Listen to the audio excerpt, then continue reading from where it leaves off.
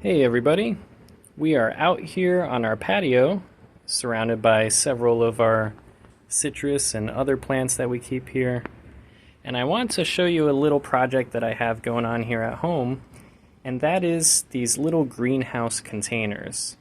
And these have been super useful for propagating a large number of plants in a very small space.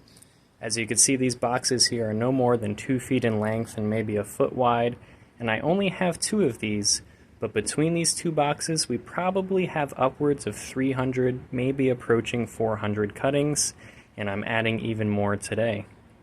Now in one box, as you can see here, we have a lot of mulberry and some black raspberry that we're experimenting with, but we have 2 types of mulberry that we're rooting in here, both a native red variety that we found that propagates very easily, and Illinois everbearing, which is a known very good variety.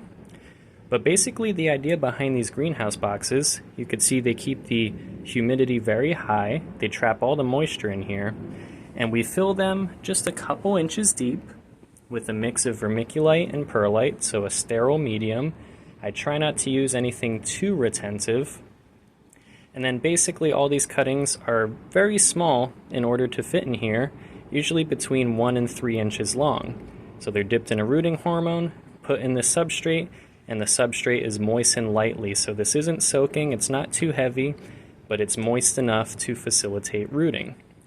So of course we have these varieties here, and you could see already these cuttings were started just a few weeks ago, and we're already seeing great progress. Everything is starting to push out some new growth, and I can actually remove this one here to show you that we're even seeing roots already, which is amazing. Look at how small that cutting is, and that's going to be a brand new tree for our nursery there. So it's really awesome. Once these develop more and get some real branches going, we will eventually upgrade them out of here into the big greenhouse at the farm property, and then these will become full-size, ready for sale trees. So we're just going to lay that in there and put the lid back on, because I wanted to show you this technique doesn't just work for easy to root plants like figs and mulberries and things like that. It does also work for citrus, which we of course do plenty of here. So we're going to move this out of the way, and now move this to the center.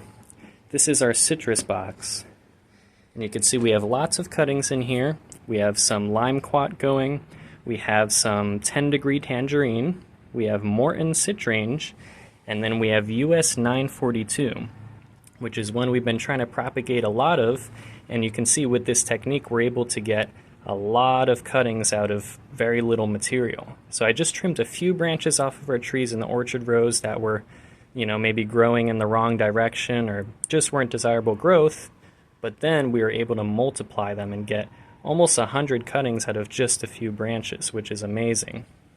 And you could see up close here, a lot of these are pushing out new growth, and I believe this is one of them that I checked, and it actually also had roots too, which I'll show you here. Not as impressive as the mulberry.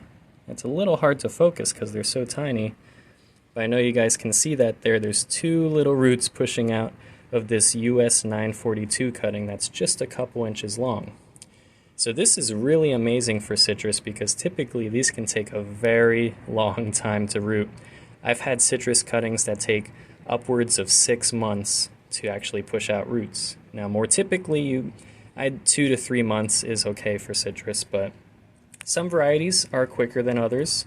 US 942 of course has no problem rooting for us there, and a lot of these other cuttings like the limequats are also producing some nice callus where I don't think this one has roots. We'll be gentle anyway. But you can see it does have a nice bit of callus there. So there's swelling at that end of the cutting, and eventually that will start pushing out roots too, just like that other cutting did. But you can see we got a nice flush of growth there as well.